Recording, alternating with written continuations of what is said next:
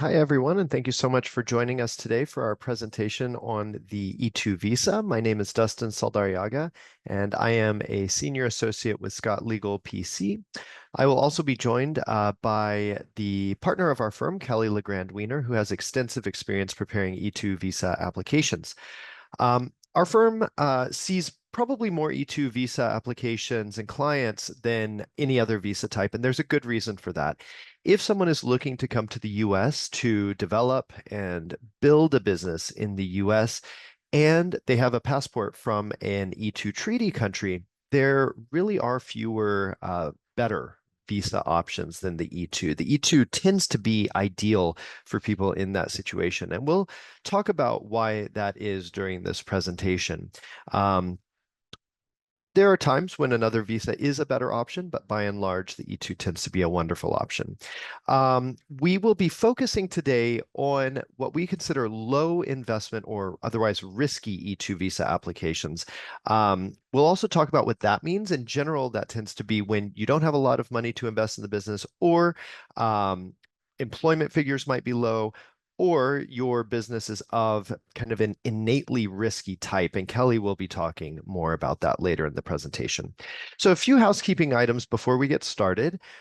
This webinar is part of a series. We try to do at this point about 1 to 2 webinars a week, and those do run the full spectrum of US immigration law. So we have presentations on a variety of visa options. We do record the full length webinars, and we post those to our YouTube channel. So after this presentation, we do hope you'll visit our YouTube channel, check out the full-length recordings of our past webinars. Also, we have shorter videos on our YouTube channel, and those, again, run the full spectrum of US immigration law. We'll also send you an email after this presentation with a link where you can sign up for future webinars. We'll also, in that email, have this PowerPoint that you see on your screen, so hopefully that will help with note-taking.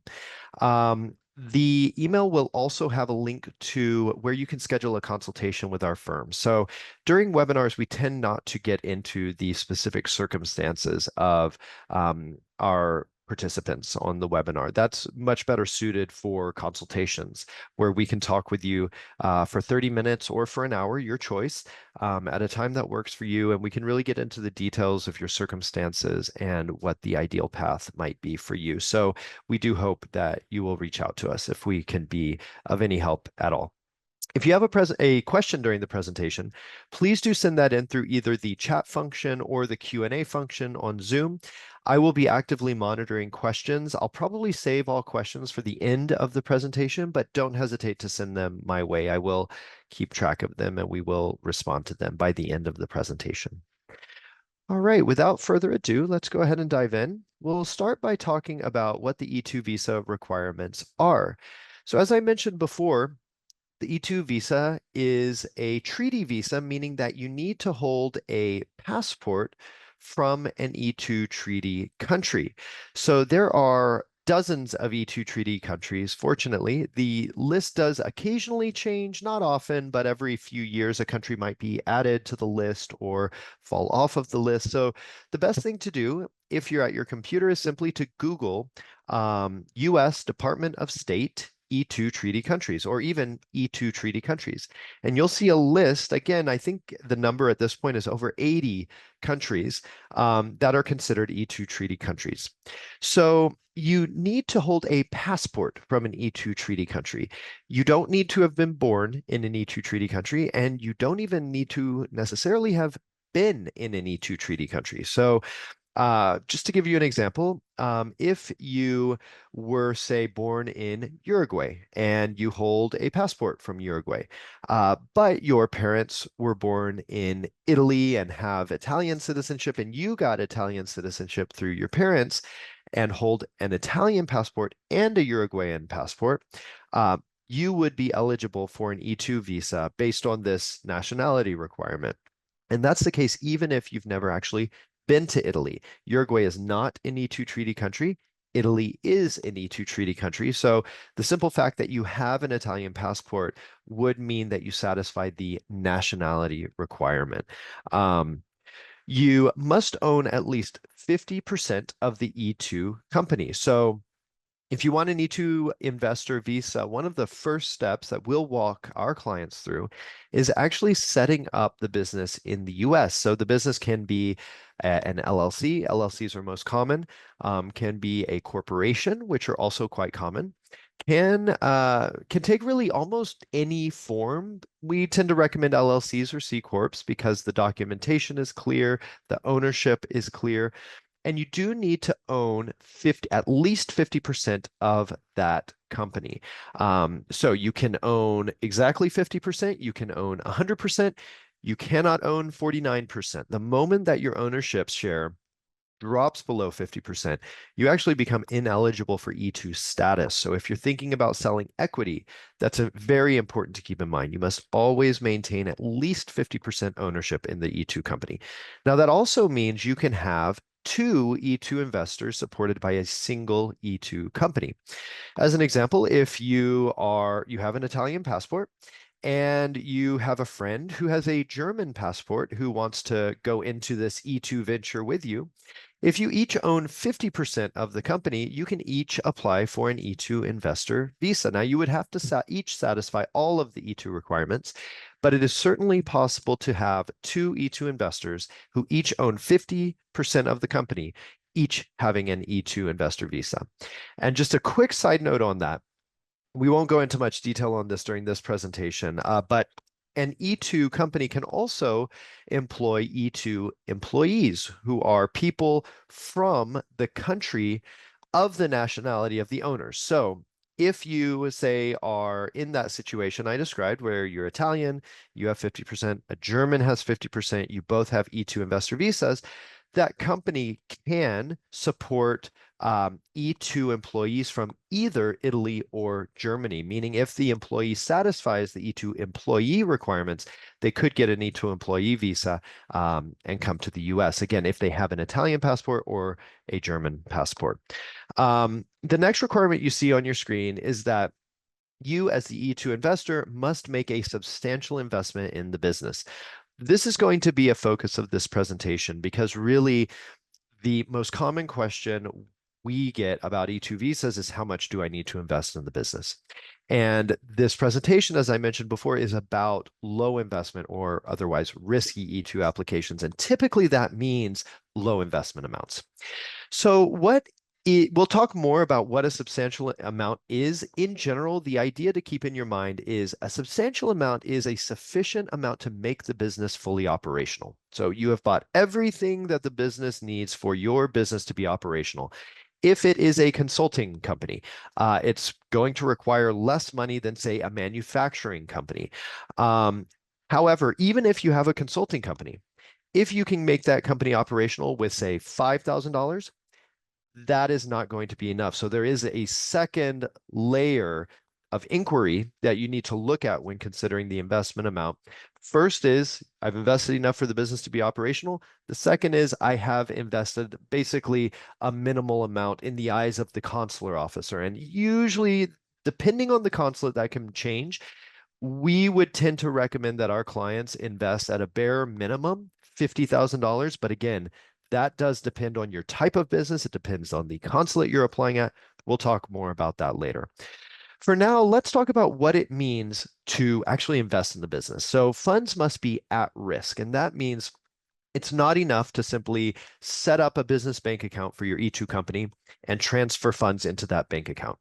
Those funds actually need to be spent. So if you transfer, say, $100,000 from your personal account into the E2 company's bank account, you would need to then spend those funds on, say, a commercial lease, on equipment that the business needs, on marketing fees, on legal fees to set up the business, even visa application legal fees can count toward that.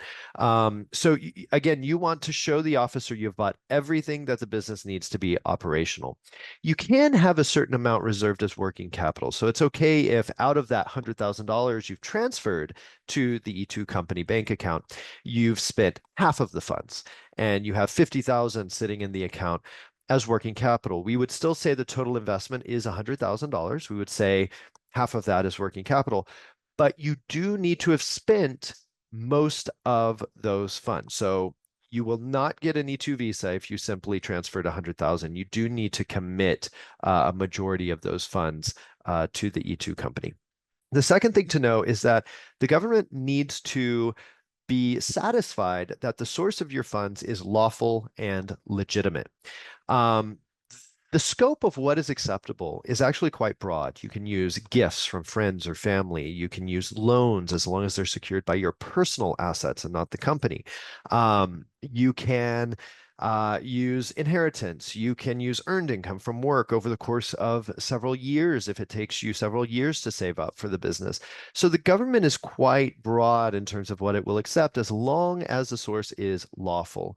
That being said, the government does have a quite high documentation requirement to satisfy them that the funds were lawfully acquired. So you do need to make sure you have documents showing exactly where you got the funds from.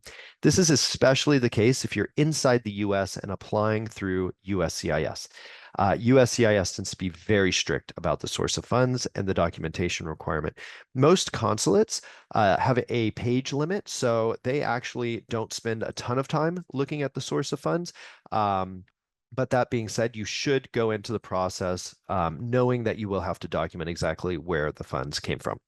I mentioned how much is enough briefly. We'll talk about that more in the following slides. When I say, typical E-2 expenditures, what should you be spending the money on? Again, I think that the helpful way to think about that is if you are sitting in front of the consular officer and the consular officer says to you, I want you to prove to me that you've bought everything this business needs to be operational tomorrow, once you get your visa.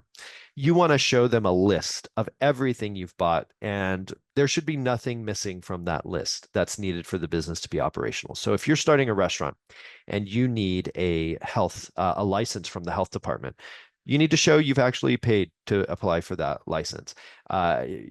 Office space. You need to show you have office space and you've paid for that office space and you have a commercial lease. So really think about everything the business needs to be operational. Next requirement. This next one is key, and it's critical, especially in the context of what we're talking about in this presentation, risky or low investment cases. And that requirement is the business needs to support US workers. The business needs to employ US workers. So what the law actually says is that the business needs to be more than marginal. It cannot be marginal. What they mean by marginal is only supporting the E-2 investor and their family. So the E-2 company needs to not only support the E-2 investor and their family, it also needs to support employees. And what we typically recommend is that the business employ at least 3 full-time equivalent US workers within 5 years of starting operations. That is, again, a broad statement. It's not going to apply to every single business, but in general, if the E-2 company is employing 3 full-time equivalent US workers, the company is typically not going to have issues at renewal based on the employment piece. So that is a good goal to set. 3 full-time equivalent US workers within 5 years of starting operations. And the earlier you can start hiring, certainly the better. If you can start hiring before you've even submitted the application, that can significantly strengthen the application. Again, since we're talking about risky or low investment applications, let's say you don't have a whole lot of money to invest. If you're able to use some of those funds to hire an employee in the US, the fact that your company already employs a US worker can help the officer to see that in spite of a low investment amount, this is a company that's likely to employ at least 3 US workers because they already have an employee. So hiring a US worker can definitely be a way to strengthen your otherwise risky case. I oftentimes say that this requirement is a make or break requirement. And what I mean by that is you if you convince the officer that you will hire employees, or if you already have employees, other pieces of the application become less important, such as your investment amount. However, if you fail to satisfy the officer and show them you're likely to employ US workers, you are very likely to be denied, even if you have gone above and beyond in terms of your investment amount, in terms of other aspects of the application. So if you've invested $1 million into the business, but the officer does not think you're going to employ anyone, you're likely facing a denial. Next requirement, the business must be real and operating. So what that means is the business does not need to be operating before you submit the application. What this requirement means is that the moment that you arrive in the US with your visa, you're ready to begin operating the business. So, again, you need to show the officer you've bought everything the business needs to be operational. And you want to have proof in your application that you really have taken all of the necessary steps. So, include in the application an executed commercial lease, showing that you have office space, proof that you've purchased all of the necessary equipment and paid for it. If you can include contracts from clients, if you're already selling to individuals, that would be wonderful. If you can show payroll records because you already have an employee, that is even better. If you can show letters of interest from prospective clients, that can also be persuasive. So you really want to think about how can I show the officer I'm very serious about this business and it's already getting traction. Next, you must be coming to the US solely to develop and direct the E2 enterprise. Now, that means that you, as the E2 investor, will be coming to the US to really develop and direct the business. You are coming as an entrepreneur, as a business owner, and that is the only thing you are allowed to do in the US. You're not allowed to work for another company. You're not allowed to have a side gig driving for Uber. Your work in the US is really focused on developing and directing the E2 company. You do need to be qualified to do that. That's usually a very minimal bar. So if what we would do, even if you're fresh out of, college, or even high school, frankly, and you have a drive to, pursue this business, it is possible to still advocate for yourself in the business plan, in the resume, and really show how you have the drive, you have the experience, to be the one that's running this business. So just because you haven't worked in the industry before that your business is in does not mean you wouldn't necessarily be qualified. We have plenty of applicants who have never, say, run a convenience store, but that is exactly the business they're pursuing in the US. Um, you do need to own at least 50% of the company. The screen says ownership of greater than 50%. It is 50% or more. So 50% is fine. You just need to have control of the business. You need to be able to make business decisions. One other note on this really applies to USCIS applications, is you need to be careful if you intend to um, be the sole worker at the business for a period of time. So, what the government wants to see is that you are the entrepreneur and you are not the one who is actually providing services to customers. Because if you're the person providing services to customers, you are oftentimes competing with people in the domestic labor market. Um, USCIS tends to care a lot more about this than consulates. Just to give you an example, let's say you're in the US, you have just finished college, you're on an F1 visa, you got a degree in accounting and you want to start an accounting firm. A risky application would be if you are applying through USCIS to start an accounting firm and you will not have an accountant hired for, say, 2 years, 3 years, which suggests you would be working as the accountant. That is going to be risky because USCIS is going to say, well, you are competing with accountants in the US, people who are in the labor market in the US trying to get jobs as accountants. So to strengthen that application, you would want to make it very clear that starting from the very beginning, you are going to have an accountant on your payroll, even if it's part-time. You are not going to be the one who's primarily providing those services as an accountant. Your role instead is going to be overseeing the company and really growing the business. So if you're applying within the US, be particularly careful of that. Next, you need to have the intent to return to your home country at the end of your E-2 visa. The E-2 visa is not a green card. It does not lead to permanent residency. It is a temporary non-immigrant visa, which means you are allowed to enter the US for a temporary period of time to accomplish a specific purpose, which is developing and directing your company. Now, that does not mean you can't renew the E-2 visa. You can renew the E-2 visa. As long as you remain eligible and your company remains eligible, you can renew the E-2 visa indefinitely. To give you an example, our firm was created on an E-2 visa in 2013. 12 years ago. And Ian, our founder, continues to be on an E-2 visa and continues to develop and direct the company on an E-2 visa without issue. So this requirement does not mean that you cannot intend to renew your visa at the end of 5 years to continue growing your business and to continue creating jobs for US workers. That is perfectly fine. What this requirement is saying is that the E-2 visa, you cannot use the E-2 visa to come into the US and then immediately apply for a green card.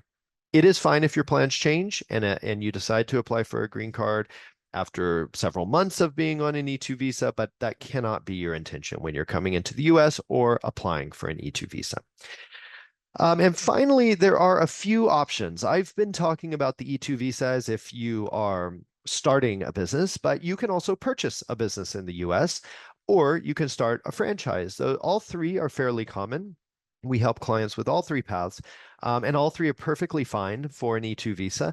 If you're buying a business, a couple things to keep in mind. One is if the business has been operational for a few years, do look for a business that already has at least 3 US workers, because you're creating a hurdle, an additional challenge for yourself. If you're buying a business that has been operational, hasn't had employees, and now you're going to have to explain that to a consular officer, why you're going to overcome that. Instead of that, find a business that already has employees so you can really position yourself in a strong position and say, you know what, officer, we already have employees. We've already satisfied that requirement, so that shouldn't even be a question in your mind. Franchises tend to be great options as well because you actually have the infrastructure of the franchise supporting you. So we do see that franchises can be a wonderful option. If you are buying a business and you are concerned about putting a significant amount of money on the line to buy that business, one option you do have is escrow. So escrow is the one exception to the requirement that your investment needs to be at risk. So I said before, it's not enough to put your funds in a business bank account. You actually need to spend them. The one exception to that is if you have put your funds into an escrow account, and those funds will be released from escrow to the seller of the business or the seller of a significant asset for the business immediately upon issuance of the visa. So that issuance of the visa is the sole condition. If you have any other conditions for release of escrow, then this is not going to be accepted by the government. But if your one condition is, once I get the visa, the funds will be released, that is generally fine and can put people's minds at ease when they're putting a significant amount of money on the line. How long is the E-2 visa valid? This depends on the agreement that the US has with the E-2, the country abroad, the country that you have a passport from, and the amount of time ranges from 3 months to 5 years. And that is really just the amount of time that your visa is valid, which is to have a valid visa means you can seek entry into the US. Once you enter the US, regardless of whether your visa is for 3 months or 5 years, you typically get 2 years of E-2 status. So you can stay in the US for 2 years working on your business in general. But the moment you leave the US is when that visa validity period becomes relevant. So if you have a 3-month visa, you're going to need to go back to the consulate and apply for a new visa if you've been in the US for 2 years. So a 3-month visa, we do see people more often extending status in the US through USCIS just to stay in the US and avoid having to go back to the consulate.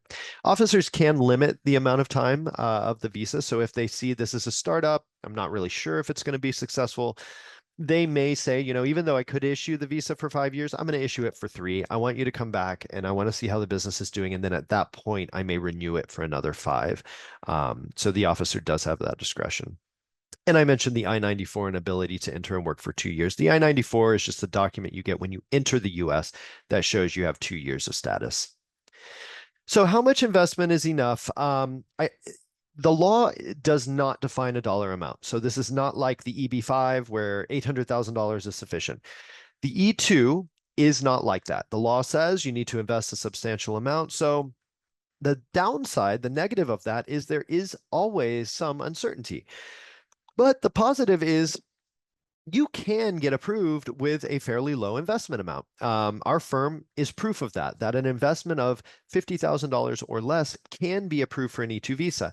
what's important is, again, I mentioned before, showing that you've invested enough for the business to be operational and showing that you have really met a minimal amount in the eyes of the government officer. So typically, you do want to hit that at least $50,000 mark. And for some businesses, such as manufacturing, it really does need to be significantly more than $50,000. Um, but once you've hit that mark, um, and you've invested enough for the business to be operational, typically we don't see the investment amount being an issue. That does depend again on the type of business, does depend on which consulate you're at. But in general, this is certainly a requirement that we are able to work with our clients on and give them a good sense of whether the amount of money that they have available for the business is going to be sufficient. I already explained that the money must be spent. It cannot simply be sitting in the business bank account. The government does have a proportionality test. I'm not going to spend much time on that because the proportionality test basically says that for businesses that require a lot of money, we are talking in the vicinity of $1 million+, you may not need to invest 100%. You may be able to invest 80% or 90%. When we're talking about risky or low investment cases, just assume you need to invest 100%. It's not even worth entertaining the idea of investing less than 100% due to the risk. If you cannot invest 100%, then it really is probably a good idea to consider a different business, purchasing a different business or starting a different business type that you can fund 100% of. So strategies to deal with a low investment amount. This is the heart of this presentation. The first step is really to look at your application as a whole. Remember that the investment amount is one requirement of several. And the other requirement that I do really want to draw attention to is that employment requirement. So if you're dealing with a low investment amount, you want to show the officer that in spite of a low investment amount, this is a business that is going to be successful and is going to employ US workers. So what are the best ways you can do that? The most direct way to do that is to have employees before you apply. Have multiple employees if you can. Have one employee who's full-time. If you can't have multiple, have one employee who's part-time if you can't have a full-time employee. And if you can't have a part-time employee, have a contractor. All of these are better than not having any employees, and do show the officer that you are serious about creating work opportunities for US workers. So that is the most direct way to show the officer that they should not be concerned about a low investment amount because you are still going to employ US workers. Other ways that you can show your company is likely to be successful and is likely to employ US workers is to show interest in your products or services. So you can do that by including contracts with clients if you're already operational. If you're outside the US, you can hire a US worker and operate the business that way, which is a wonderful way to approach the application. If you are unable to hire a worker in the US, do be careful. You definitely don't want to run the business if you're in the US and you are the person actively running it. You can violate your work authorization and create big issues for yourself. But the way around that is to hire an employee in the US to run the business. Even if you're inside the US, you can generally hire a worker to run the business. If you are completely passive and you're not overseeing that employee, that is generally not a problem and actually can strengthen the application because you can show you have an employee already and you have an active business. If you can't acquire contracts from clients, you can include letters of interest. So letters of interest are from prospective clients who say, once this business is operational, I do plan to engage them for their products and services. You can also have a letter from the local Chamber of Commerce saying that the business idea is likely to generate work opportunities and be an important presence for the community. You can also get a letter from a certified public accountant saying, I have seen businesses of this type and the amount invested by this applicant is generally sufficient for this business. All of those are helpful indications. Now, business plans. I do want to really emphasize the business plan because that is going to be absolutely critical if you have a startup, regardless of whether your investment is large or not.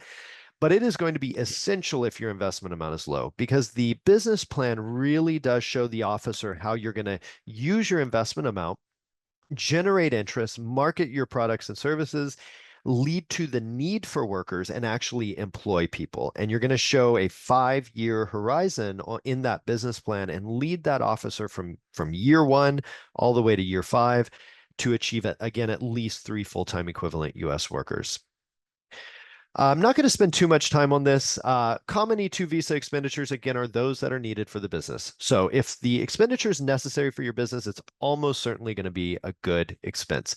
Things that are, and you see examples on your screen. I'm not going to spend too much time on that. You will get the presentation afterward. Weak expenditures tend to be those that are not actually needed for the business. So your travel expenses, coming to the US to hire someone, to attend conferences, paying for your education, if you need some kind of an education background for the business, those are not going to be good expenses. So you want to think about things that are necessary for the business, for that business. Other weak expenditures are, say, a vehicle when the business does not clearly need a vehicle. So if you are starting a law firm and you are buying a $30,000 car for your law firm, that is not going to fly. A law firm does not generally need a car. But if you are starting a pool cleaning company and you need a truck to carry the pool supplies to clean pools, perfectly fine in general. So do think about, does my business need a vehicle before you spend the money on a vehicle? With that, I am going to switch it over to Kelly, who is going to talk about some business types that are innately challenging. Thank you, Dustin. So the first business that we're going to talk about, very common type of business that we process are consulting businesses.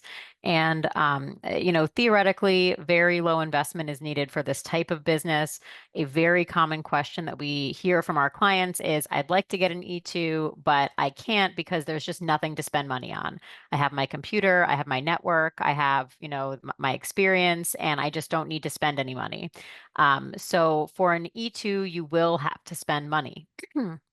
That is part of the requirement of the visa. And so there is a way to kind of do an E-2 consulting business. We do many of them. But you do need to think strategically about how you're going to spend that money.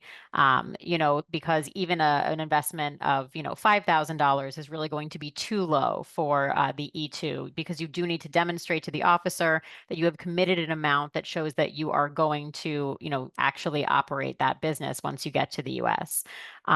So one thing that we recommend is that you actually look at your business plan, think about what expenses you might have in the first couple of years of operations and bring some of those expenses forward.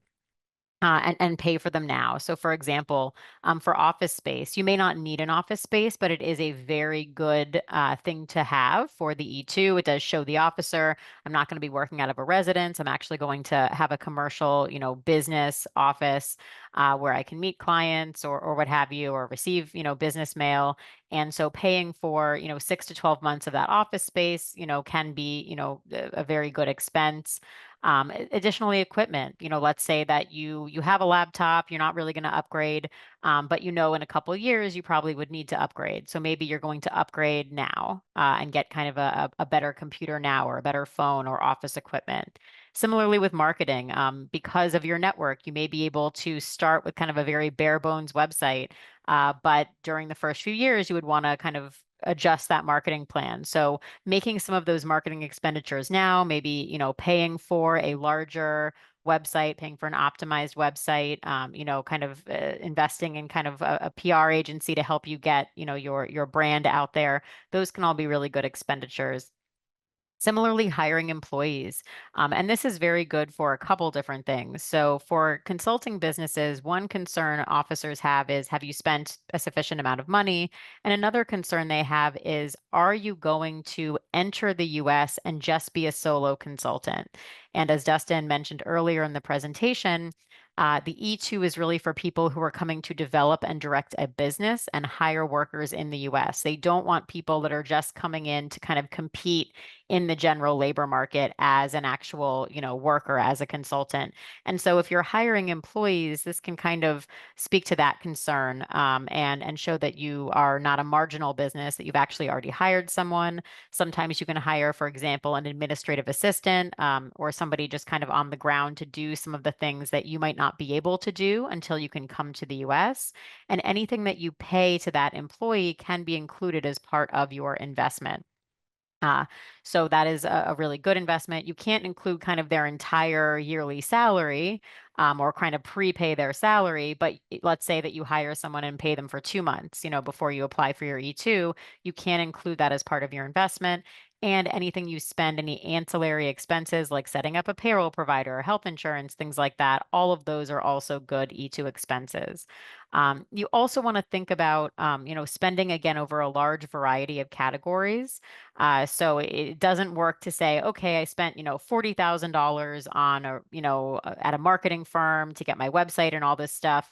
And then I, have my laptop and I spent, $100 on a printer. That's not that type of lopsided investment is really not going to work. Again, what you want to do is think holistically. How can I show I've spent everything necessary to set up this type of business and show that it's going to operate successfully? It's also for these types of businesses, often you can get kind of letters from, or articles from kind of market research or industry publications that will talk about startup costs for various types of businesses. And it can be helpful to show, okay, Entrepreneur Magazine says you only need $5,000 to start a consulting business, and I've spent $50,000, well in excess of that. And that can also be an effective strategy for these types of businesses. All right, let's talk about real estate investments. And this is another one where anytime you are applying for an E-2 and it is related to real estate, you kind of know going in that the officer is going to be, paying extra attention. There's kind of extra scrutiny on these types of cases. And one of those reasons is that people sometimes have the misconception that you can, for example, purchase a property and put that in the name of a company, and that can be your E-2 investment because it's a large investment. But it is also a passive investment, so would not meet that real and operating requirement for the E-2. This is so common that even on many consular websites, in the frequently asked questions section, there's a question that says, can I purchase a property and use that for my E-2? And they say no.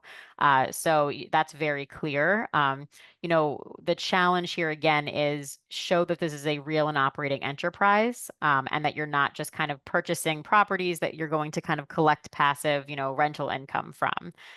You have to show there's going to be employees, that it's actually going to be an operating business.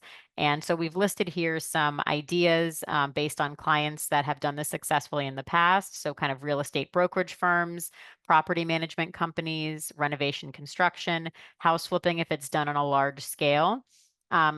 Things to keep in mind are that many of these types of businesses do require licenses. Often it's a very state specific requirement, and states may have different requirements about who can be a general contractor or who can hold, a real estate, agent license. And sometimes there's, issues like you need a social security number to apply. And if you don't have one, it can be problematic. Things you can, there are some creative things you can do, right? Like, so you want to research that industry, research the market that you're entering, make sure you understand what the license situation is. Perhaps you can hire an employee who already has that license, and kind of meet the, the issue that way. And then explain in your business plan that once you enter the US, you'll actually obtain that license. Or perhaps you can partner with a company that also has that license to allow you to operate. But they are quite, this is something they will ask about. And so you do want to make sure that you have factored that into your plan when you're doing kind of a real estate investment. And on house flipping, again, like this is one where if you're doing a real estate case, they're going to look with scrutiny. And if you're doing house flipping, they're going to look with extra scrutiny. And so, when this is done most successfully, it's like a very large scale where maybe, we had a client who had a portfolio of 30 to 40 homes. Another thing you can consider is having a business like a renovation or construction business as the main service. And then house flipping can be kind of a smaller service that's offered if you think that you're not going to have a huge volume of business in that area. And if you are doing that, if you are working on house flipping, startup expenses for that can be quite high. So you also want to keep that in mind. If you're saying, hey, I'm going to do house flipping and you have made an investment of $50,000, that's really not going to work for the E2.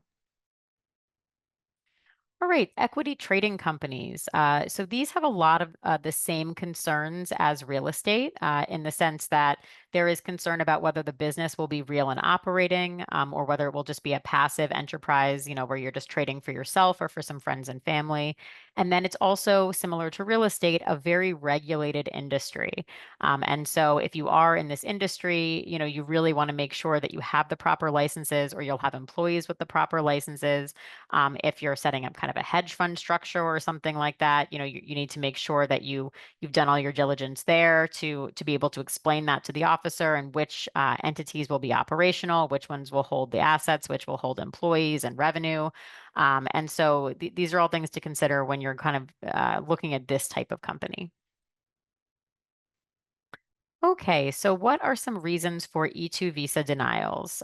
So one is low investment amount. So as we've discussed during this presentation, there are strategies you can use to make cases with lower investment amounts stronger. That being said, there are some investments that are just too low.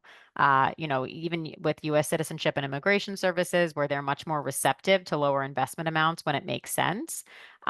Even with that, if someone has invested $2,000, it's just not going to be enough. So we had a client who had applied on his own and invested $2,000 and put $98,000 in a business bank account. We were able to work with him, to kind of get the investment up higher, closer to around 50,000.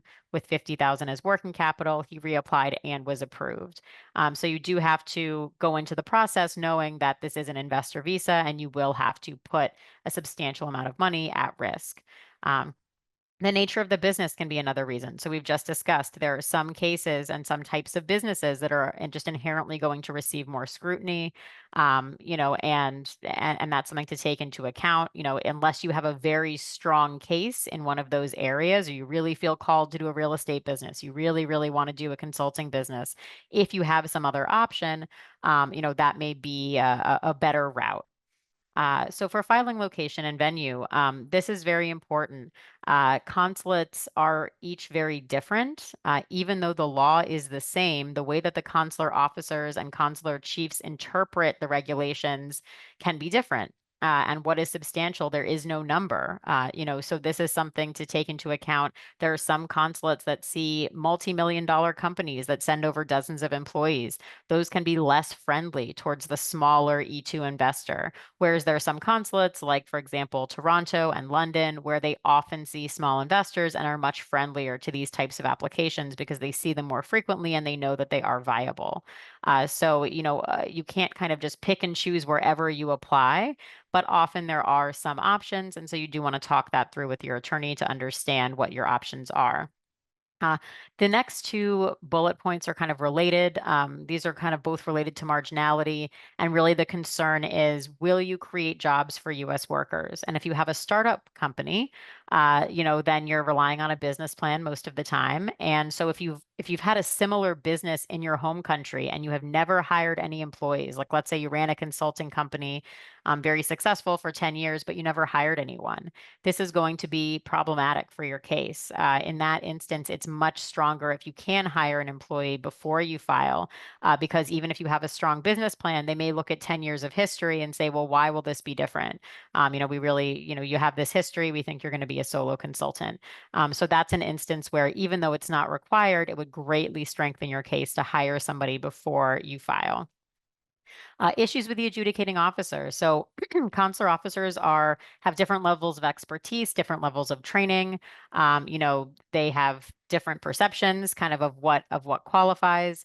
There are also, sometimes officers are having a bad day. If you feel you're having an issue with an officer, you want to be as polite and as calm and professional as possible. They do have complete discretion over whether to grant or deny the visa. So you do want to kind of keep that in mind.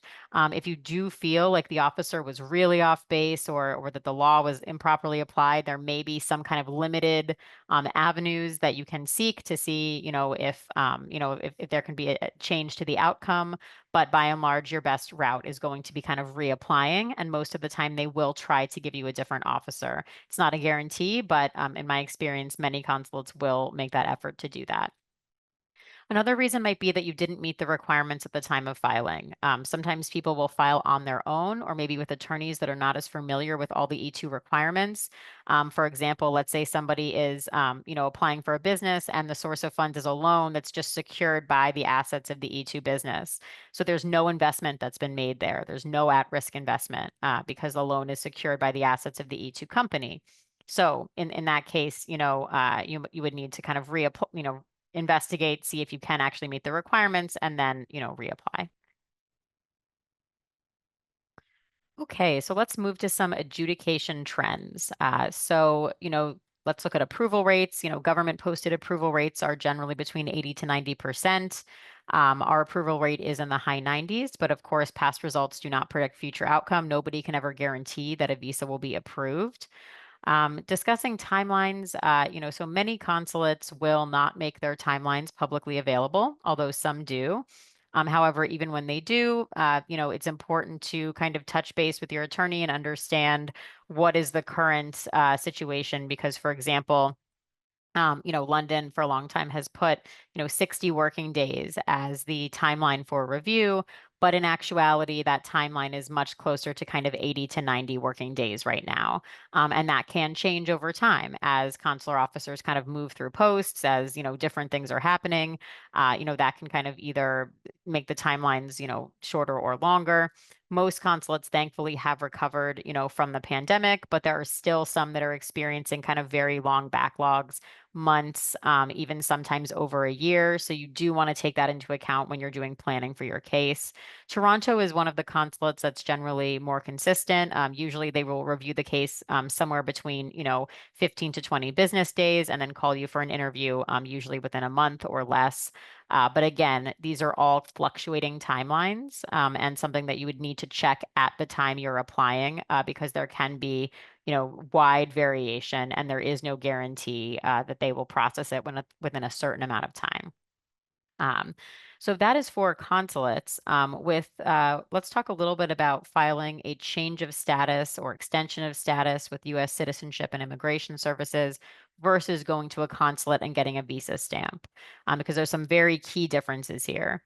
So for a change of status with U.S. Citizenship and Immigration Services, one benefit you get is that you can pay an additional fee to get a response within 15 business days. That response can be an approval, a denial, or a request for more evidence or notice of intent to deny. If it's a request for evidence or notice of intent to deny, you'll prepare a response and submit that, and they will generally then issue a final decision within 15 business days. So you do get that, you can pay more to get that clarity on timing. However, to file a change of status, you have to be in the US in a valid visa status that allows you to do this. So let's say you came on ESTA, to kind of look at office space and you decide, maybe I just want to do a change of status. You cannot do a change of status from ESTA. If you entered on an actual B1 visa, then you potentially could do so. But you cannot do it from ESTA. So that's just something important to keep in mind. Another important thing to keep in mind is that with USCIS, you are not going to get a visa stamp that allows you to travel internationally. What you're going to get is an approval notice with a new I-94 that allows you to stay in the US and run the business for up to 2 years, and then you can continue to extend it. However, once you leave the US, you cannot re-enter on that approval notice. You'll have to go to a consulate and submit a brand new application, and the consulate does not have to rely on that USCIS approval. There are some visa types where once you get the USCIS approval and you go to the consulate, essentially the consulate is, not re-adjudicating that case, like for an H or an L. That is not the case for the E-2. With the E-2, they will look at the case brand new at the consulate. So if you're somebody that needs to travel frequently, a change of status is not going to be a good option for you. Additionally, With USCIS, they look very, very strictly at the source and trail of funds. They want to see kind of an exact dollar for dollar accounting of exactly where your source of funds came from, even if it was saved over many, many years. They're going to want to see the tax returns, the pay statements, money entering your bank account, being sustained there, if it was transferred, where was it transferred. So if you have a very complex source of funds from many people over many years, a change of status may not be a good option for you. However, one benefit with USCIS is they will accept much lower investment amounts if it makes sense for the business. So if you have a service-based business with a very, kind of low investment, you may be able to apply with $30,000. That's really not going to be the case at a consulate. Even consulates like London, like Toronto, that accept lower investment amounts really are much stricter and often will not kind of accept investment amounts that low. However, the benefit of a consulate, one is, often they take a much more holistic view of the source and trail of funds. So you're not having to kind of document the dollar for dollar accounting. You might be able to include your tax returns, your savings account, and proof of you transferring the money. Similarly, at a consulate, you have the ability to get a visa stamp that allows you to travel internationally, and many nationalities will be able to get multi-year, multi-entry visa stamps. So rather than just getting that 2-year approval from USCIS, you might have the option to get a 5-year visa that every time you enter on that visa, you'll get 2 years in E-2 status, but that, gives you a long runway to help make the business successful before you have to renew. Um, all right, moving to post-specific considerations. So always want to consider what are the instructions at the consulate. Consulates have very specific instructions. Often now they say they will, not accept a case if it doesn't meet their exacting specifications in regard to file size, page limits, what has to be included. So very important there. Similarly, as I discussed previously in the presentation, there are consular preferences. So sometimes some consulates are more friendly to lower investment amounts and some are less so. Also, some consulates are now requiring a CPA certification of a business plan. Our firm does offer the service of assisting with drafting the business plan, and we do also have a CPA. So this is something we can assist with. But it is very important to flag that up front to make sure that if you are getting your business plan drafted or you're drafting it yourself, that you have arranged for that CPA to review the financials and to certify it to make sure that the consulate will accept it. What are some issues and complex areas to keep in mind? So one, do I have to hire employees before I apply for an E-2? And the answer is no, it is not required in the regulations. However, as discussed at length in the presentation, there are some times where this may be very beneficial to do so. For example, if you have that consulting company and a history of not hiring people, it's probably a good idea to hire. Similarly, there are some consulates that really prefer this. The consulate, the American Institute in Taiwan has mentioned several times that they prefer to see employees. So again, even though it's not a requirement, it is helpful. So complex sources and trails of funds. This is particularly important with USCIS filings. You really, before you transfer any money, ideally you will talk to an attorney to understand what do you have to prove, what documentation do you need. If you've just been keeping $50,000 in cash under your bed for 5 years, this is not a good source of funds because you will not have documentation for it. Um, People will often ask, can you use a loan for the E-2 source of funds? And the answer is yes, as long as it is a personal loan that is either unsecured or secured by the investor's personal property. So if you own a home, if you're taking out a home equity line of credit or a property, that can be, very useful. What cannot work is a loan that is secured by the assets of the E-2 business. This comes up a lot in seller financing circumstances where maybe you're buying a business and you say, I'll put down 50% and the rest is 50% is seller financing. That is a very risky arrangement if the seller financing is secured by the E-2 company. That's, which is usually the normal setup there. So you really want to clear the source and trail of funds with your attorney before you make any, decisions that you can't go back on. Gifts also can be used for the E-2 funding, but the gift giver must be comfortable sharing where they got that money. So you don't kind of eliminate the source of funds requirement by getting a gift. You'll have to include a gift letter, but then you have to include where they got the money. So that person would need to be comfortable sharing their tax returns or, property sale documents or whatever it is they got the money. E2s for two investors. Yes, you can get this. The ownership does have to be 50-50 though. If you're the same nationality and you want to do an investor and employee case, then you could potentially look at ownership structures other than 50-50. Substantive changes to the E2 business after filing. So sometimes people will get a visa and then they think, great, I have a 5-year visa and I can do whatever I want. And that is not the case. What the visa allows you to do is to run the business that you have presented to the consulate. If there are any major changes that change your eligibility, that is going to impact your visa, even though you technically could have a valid visa in your passport, you may still be out of status. For example, if your ownership drops below 50%, and the company is no longer kind of a treaty national company. Similarly, if you were running a photography business and then you closed it and opened a restaurant, that is going to be a violation of status unless you went and got an approval first for that substantive change. So if there's something that's kind of a planned outgrowth, like let's say that you were doing software consulting and you always planned in your business plan to have mobile app development, and that's already been presented to the consulate. Then if your business takes off and does mobile app development, that's fine. You've contemplated it, you've shown the consulate, but you can't make major changes without getting an approval first. Family business purchases. So this is a very risky approach. If you are purchasing from a family member, it is possible to go ahead with that, but it is something where they will often apply more scrutiny to your case. They may want to see evaluation from kind of an objective third party explaining, yes, this is a valid purchase price. And of course, the family member that you're buying the business from should not be loaning or gifting you the money if that's the case.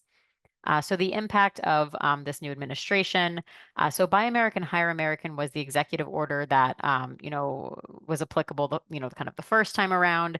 Now we have kind of a series of different executive orders, but kind of have very similar, similar components to Buy American, Hire American, in the sense that there's a focus, obviously, on the U.S. economy, U.S. jobs.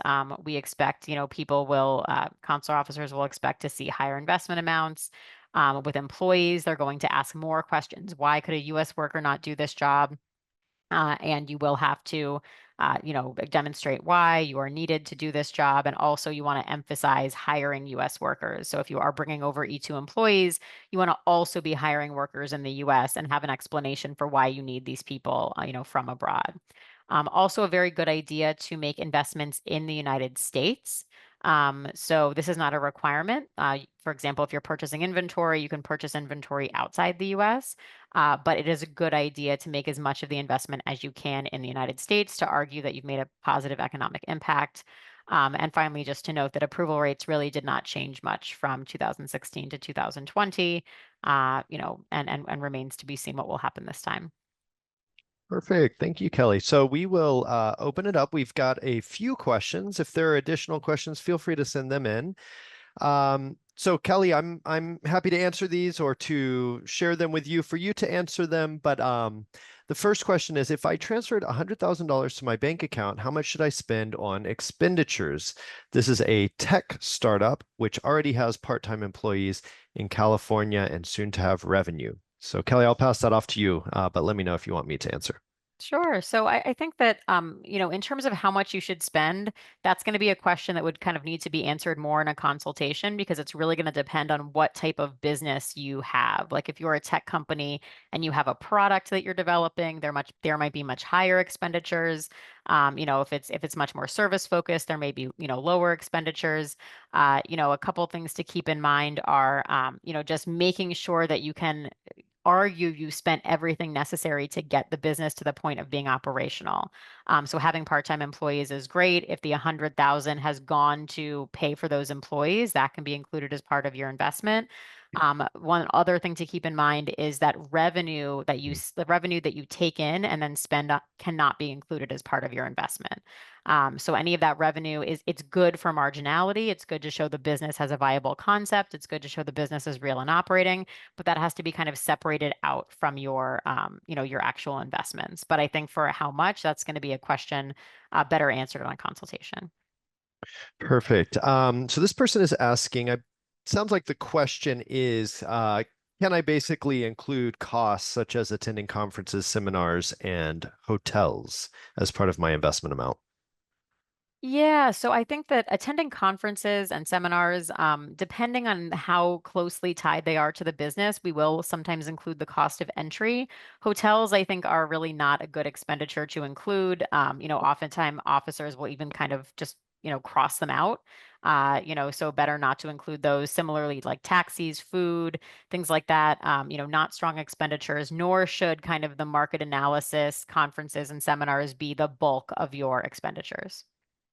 Perfect. And this last one, I'll answer because I should have mentioned it earlier in the presentation. So the requirement is that the question is, can I have an investor from the US and still apply for an E-2? So if you own at least 50% of the business and you have satisfied the E-2 requirements, you've invested a substantial amount, et cetera, all the things we talked about, then it is okay if you have a co-investor who is a US citizen. Your co-investor can be a permanent resident, a US citizen.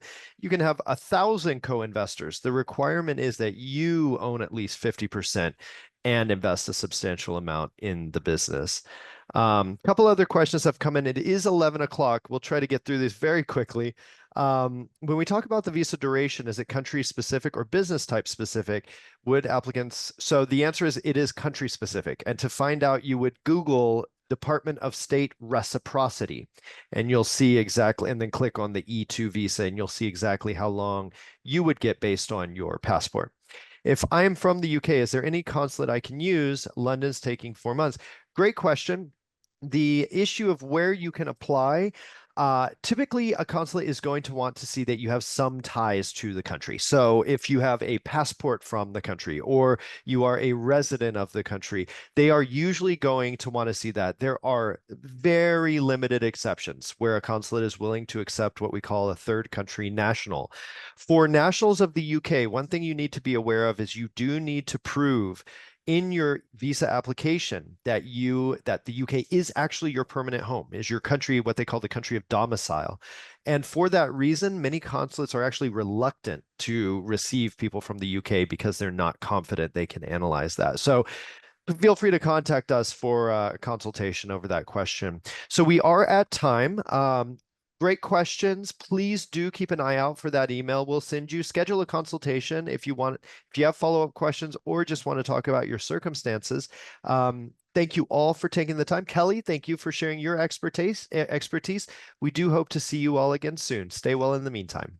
Thank you.